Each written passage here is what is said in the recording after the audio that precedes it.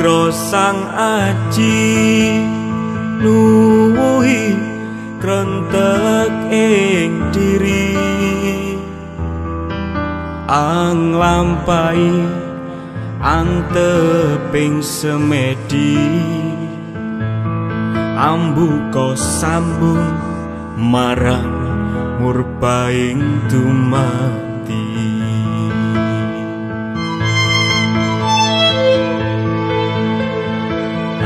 angon rasa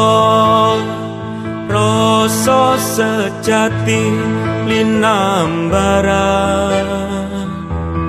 sarana sesaji kagem alam kang suci pratingmu pusi hening saisine jagat eling marang urip sejatine urip kang sejati dumadaan ana cahya kang nyulapke netra merem nganti kebuka tumus tekan ana ing jiwa patraping sang aji nrimo wewara sangking murbae dumati mangkene iki sabdane Gusti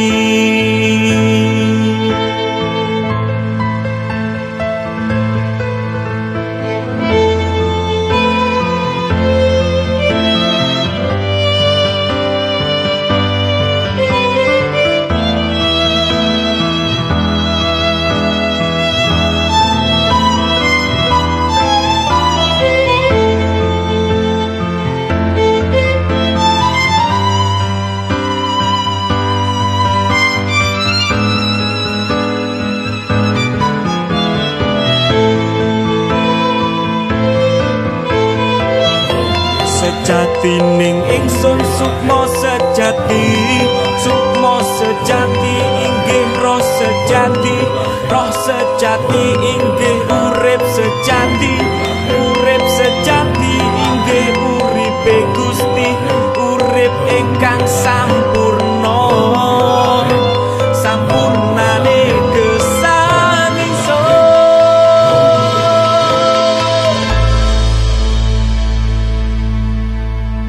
jagat gumelar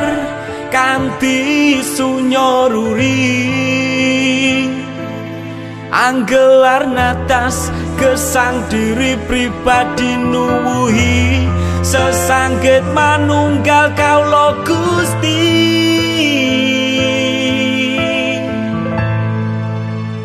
sakebiaran cahya suci sang aji ang madangi petenge wengi merga wus bali marang sangkan parane dumati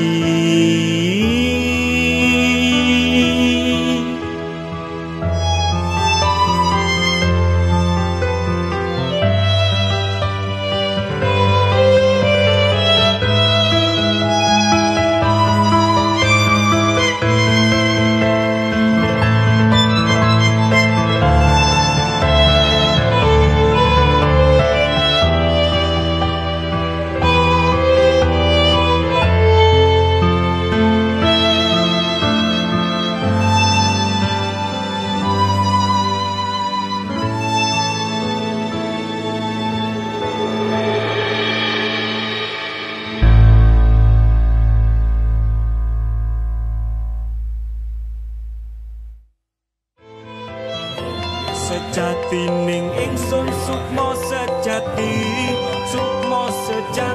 inggih roh sejati inggih urip sejati